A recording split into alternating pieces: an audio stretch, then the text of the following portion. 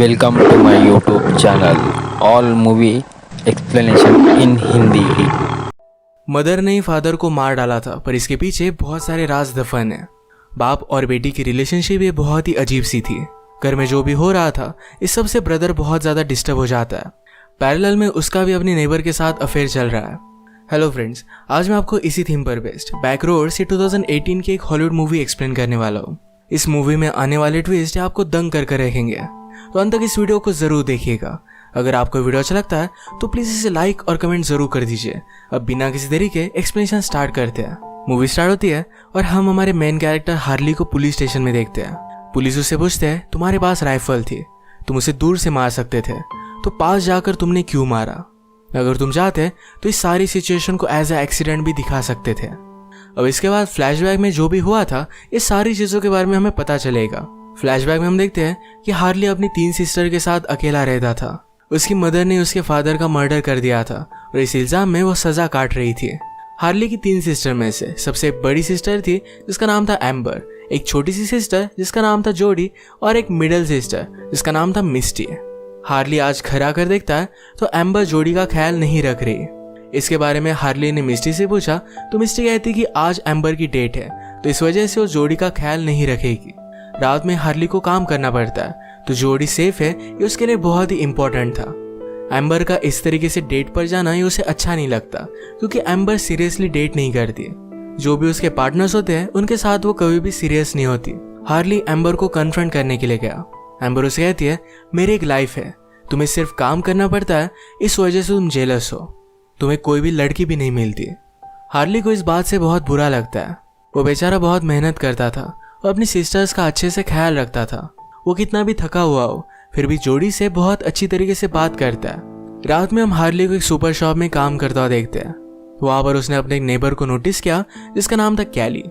कैली की डॉटर और जोडी ये दोनों अच्छी फ्रेंड्स थी, इसी वजह से हार्ली कैली को जानता था। हार्ली कैली को देख रहा था तो कैली ने भी ये बात नोटिस की, तो उसके पास आकर उसे बात करती है। कैली कहती कि मेरी डॉटर को जोडी की याद आ रही थी, एक रात उसे डिनर के लिए हमारे यहाँ रुकना चाहिए। हार्ली भी इस बात के लिए मान जाता है। रात में वो सोया हुआ था, तभी उसे एम्बर और उसके बॉयफ्रेंड की आवाज आने लग गई। हार्ली देखता है तो इंटीमेट हो रहे थे। उसने गन निकाली और बाहर जाकर वो हवा में शूट करता है। ये देखकर एम्बर के साथ जो लड़का था वो डर गया और वहां से वो भाग जाता है।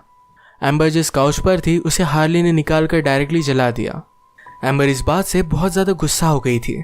अगले दिन हम देखते हैं हार्ली जोडी के साथ अपनी मदर को देखने के लिए जा रहा था।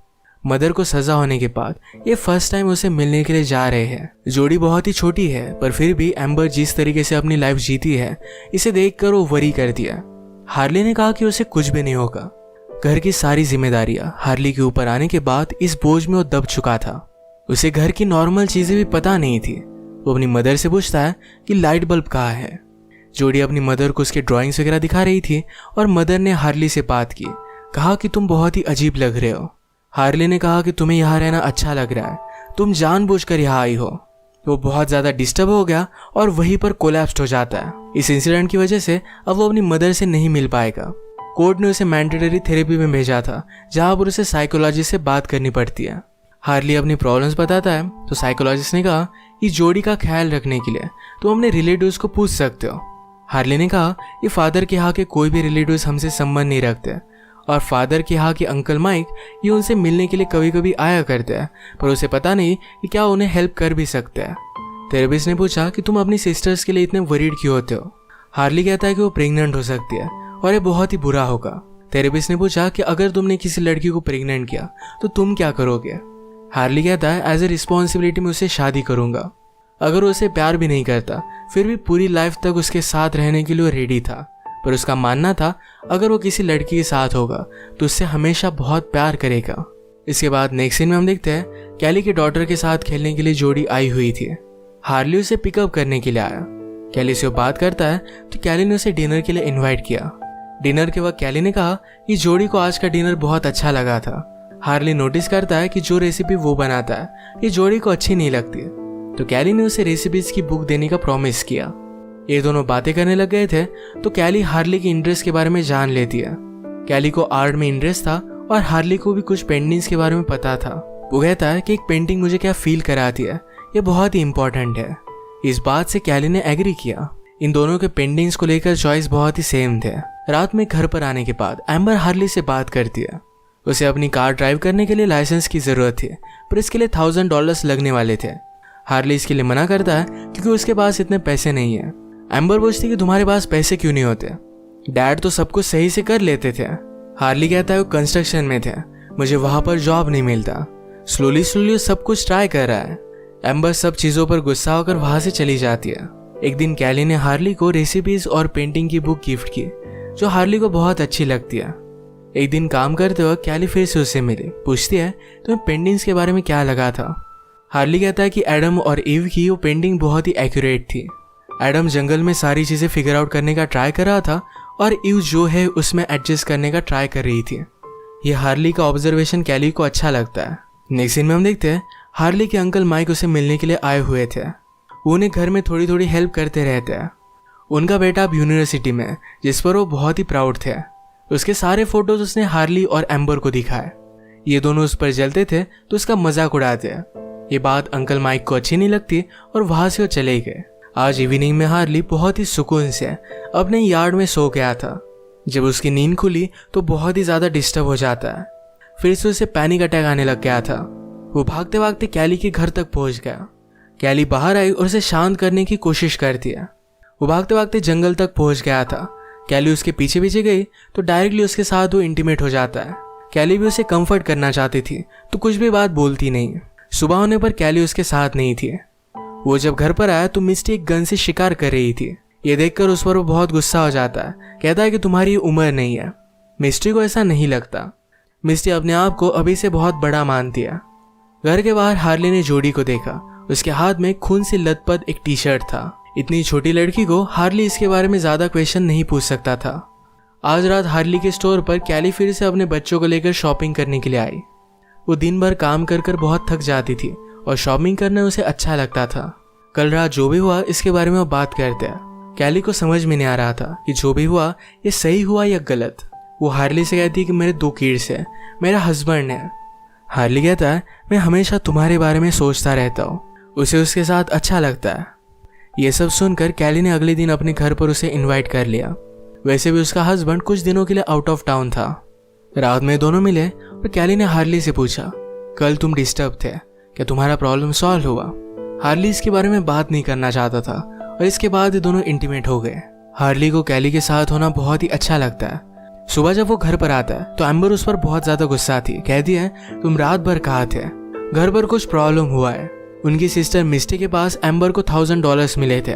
हार्ली ने उसे कन्फ्रंट किया तो मिस्टी कहती है ये पैसे मदर के हैं, वो हम सबको लेकर यहाँ से भाग जाने वाली थी। ये पैसे हार्ली ने उसे ले लिया।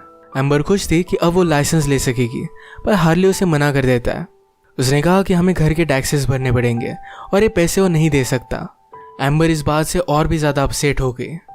आज आफ्टरनून में ही हार्ली डायरेक्टली कैली से मिलने के लिए पहुंच जाता है। कैली उसे कहती है कि इस तरीके से तुम कभी भी मुझे मिलने के लिए नहीं आ सकते, मेरा हस्बैंड घर पर हो सकता है। हार्ली 2 जॉब्स करता है तो दिन भर उसे भी टाइम नहीं मिल पाता। इन दोनों ने मिलकर डिसाइड किया कि रेल रोड्स के यहाँ पर ये दोनों मिलेंगे।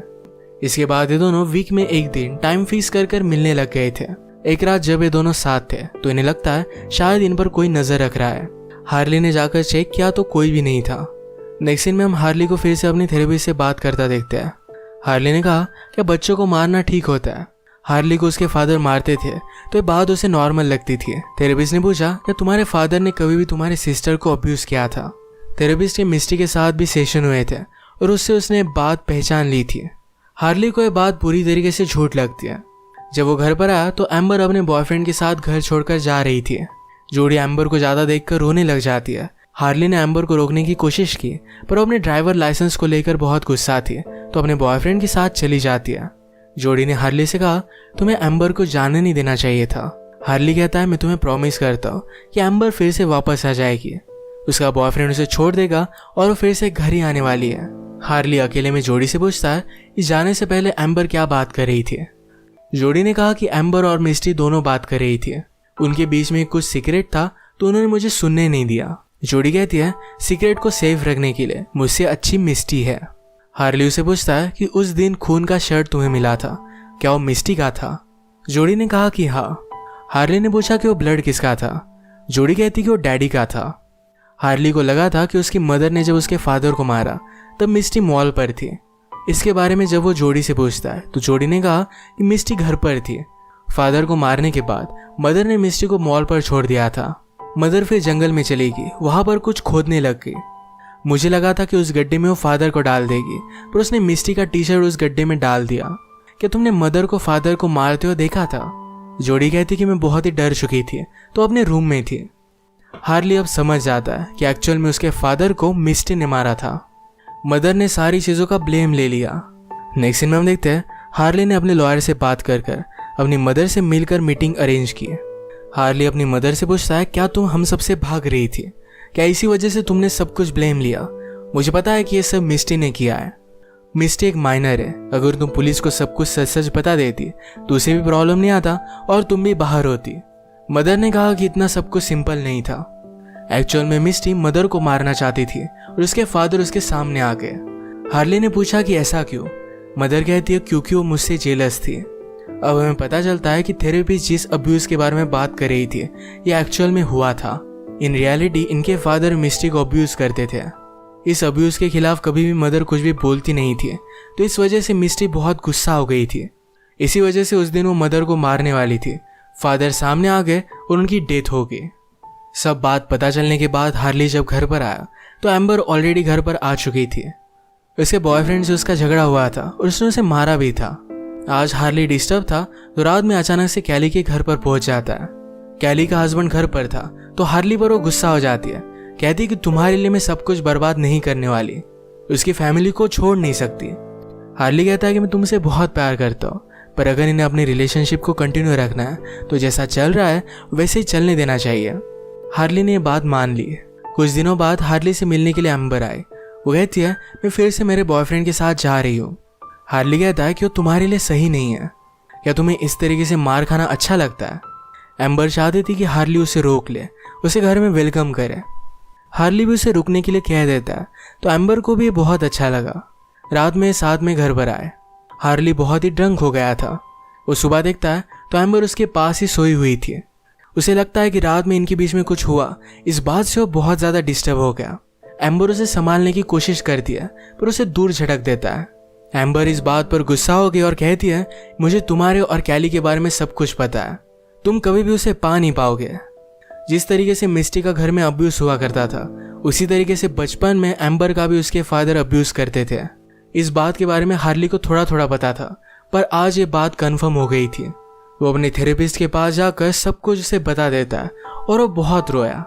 थेरेपिस्ट ने उसे समझा कि इन चीज़ों में तुम्हारी कोई भी गलती नहीं है, तुम दोनों बहुत ही छोटे थे। किस तरीके से इस इंसिडेंट को तुम्हें डील करना चाहिए इसके बारे में तुम्हें कुछ भी आइडिया नहीं था। एम्बर जो भी करती है इस सारी सिचुएशन को डील करने का उसका वे है, उसे हेल्प की ज़रूरत है। हार्ली जब घर पर आया तो मिस्टी उससे बात करती है। कहती कि मैंने तुम्हें और एम्बर को सुना। उसने बताया कि एम्बर और मैं ज़्यादा अलग नहीं है, घर में दोनों की सिचुएशन सेम थी। हार्ली उसे कहता है कि तुमने जो भी किया इसके बारे में मुझे पता है। मिस्टी ने कहा कि तुम्हें बहुत पहले ही फादर को मार देना चाहिए था, हम दोनों को इन सब चीज़ों से गुजरना नहीं पड़ता। ये बात सुनकर हार्ली को बहुत बुरा लगता है। आज वो कैली से मिलने वाला था तो जगह पर पहुंच गया। वहां पर डायरेक्टली उसे कैली की डेड बॉडी मिलती है। उसने आसपास देखा तो एम्बर के पास उसकी राइफल थी। एम्बर कहती कि मुझे समझ में नहीं आ रहा था कि मुझे करना क्या चाहिए। अगर तुम कैली के साथ होते तो मेरा ख्याल कौन रखता। हार्ली कैली के पास ही बहुत रोया। वो फिर खुद पुलिस स्टेशन में जाकर सरेंडर कर देता है। उसने कहा कि मैंने ही कैली का मर्डर किया है। सारी सिचुएशन पुलिस को बता दी। पुलिस ऑफिसर कहते हैं कि अगर तुमने कैली को मारा होता तुम दूर से भी उसे मार सकते थे। तुमने क्राइम सीन के पास उल्टी की, इसका मतलब है तुम कर ही नहीं सकते थे। तुम खुद चलकर हमारे पास आए, ये कैसे पॉसिबल है? मुझे लगता है कि मर्डर किसी और ने किया है। हार्ली एम्बर को बचाना चाहता था। वो आगे चलकर अच्छी लाइफ जी सकती है, पर हार्ली अपनी खुद की लाइफ को अच्छा नहीं मानता, तो इस वजह से सारा ब्लेम अपने आप पर ले लेता है। पुलिस को उसने बताया कि मुझे मल्टीपल पर्सनैलिटी डिसऑर्डर है, इसी वजह से ये सब मैंने किया है। अब वो खुद ही स्टेटमेंट दे रहा है तो पुलिस कुछ भी कर नहीं पाते। उस पर सारा ब्लेम आ गया, उसे जेल में डाल दिया जाता है। थेरेपिस्ट को जब ये सब बात पता चली तो उसे वो मिलने के लिए आई। उसे बहुत बुरा लगा। उसे समझाने की कोशिश करती है तुम अपनी लाइफ को इस तरीके से बर्बाद नहीं कर सकते। हार्ली को लग रहा था कि अब तक उसने जो भी किया ये सब कुछ बहुत गलत किया है। घर की सारी सिचुएशन उसे पता ही नहीं थी। उसे कुछ ना कुछ तो करना चाहिए था। इस ब्लेम की वजह से वो खुद को सजा देना चाहता था, तो इस वजह से वो कुछ भी नहीं बोलता। जेल में उसे अपनी छोटी सिस्टर जोडी के लेटर्स मिलते रहते हैं। हार्ली के जेल में जाने के बाद सब सिस्टर उनके अंकल के यहाँ रहने के लिए चली गई। वहां पर वो सेफ थी और एक अच्छा फ्यूचर पा सकती थी। हार्ली अपनी फैमिली के लिए यही चाहता था, तो जेल में ही रह जाता है। इसी के साथ ही मूवी एंड हो जाती है। क्राइम जो करता है उसे सजा तो होनी चाहिए, पर जो क्राइम देखकर नजरअंदाज कर देता है वो भी दोषी है। हमारे साथ अगर कुछ बुरा हो रहा है तो हमें उसके खिलाफ आवाज उठानी चाहिए।